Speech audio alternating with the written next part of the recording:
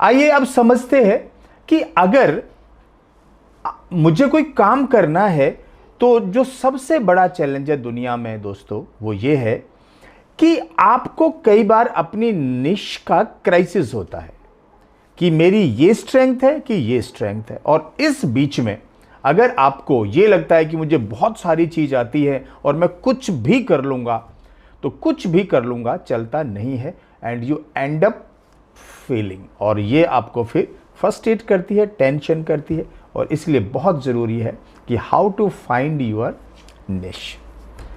आइए समझते हैं, मैं आपको एक टूल और एक सिंपल टेक्निक दे रहा हूं जिससे आप अपना निश अभी पता कर पाएंगे और आप अपने बिजनेस को आज से ही शुरू कर सकते हैं कि मैं यही करूंगा। तो क्या करें, आइए 5 P's टू फाइंड यूर निश। नंबर 1, फर्स्ट P है पैशन। आप ये समझे कि आपका पैशन क्या है, क्या वो चीज है जिसको करने में आपको मजा आता है, जिसको करने में आपको इंटरेस्ट आता है, जो आपको बिल्कुल एंटरटेनमेंट लगता है, वही आपकी निश है, जो आपका पैशन हो। जैसे एक साइंटिस्ट है, अपने पैशन के लिए वो घंटों बैठा रहते हैं, रिसर्च करते रहते हैं। एक क्रिकेटर का निश, मान लो क्रिकेट है, तो वो सुबह से लेके शाम तक चाहे कितना भी टेम्परेचर है, दे एंजॉय दैट। उनको ऐसे लगता कि अरे कितनी गर्मी में हम खड़े हैं, दे एंजॉय दैट। इसी तरह आपका निश क्या है।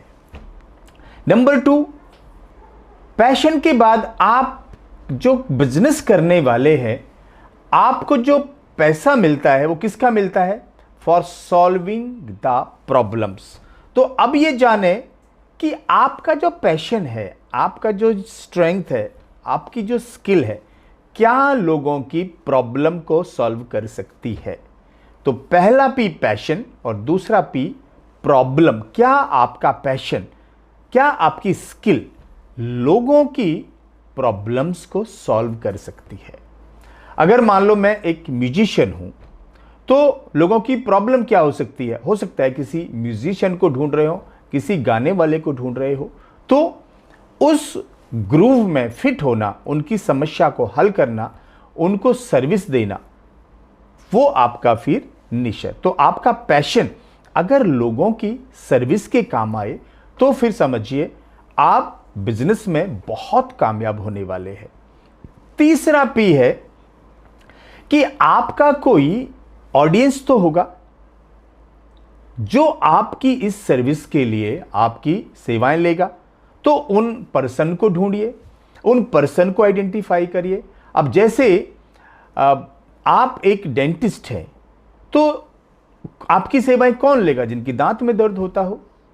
अगर आप एक क्रिकेट कोच हैं, तो आपकी सेवाएं कौन लेगा, जो क्रिकेट सीखना चाहते हो, बच्चे हो, एडल्ट्स हो। तो अपनी ऑडियंस को अच्छी तरह से समझे, जिसको हम पर्सन कहते हैं, कि भाई अपनी किसको सिखाएंगे उसके बारे में बी स्पेसिफिक। फिर आप इजीली ढूंढ पाएंगे कि ये लोग, इस तरह के लोग कहां मिलेंगे।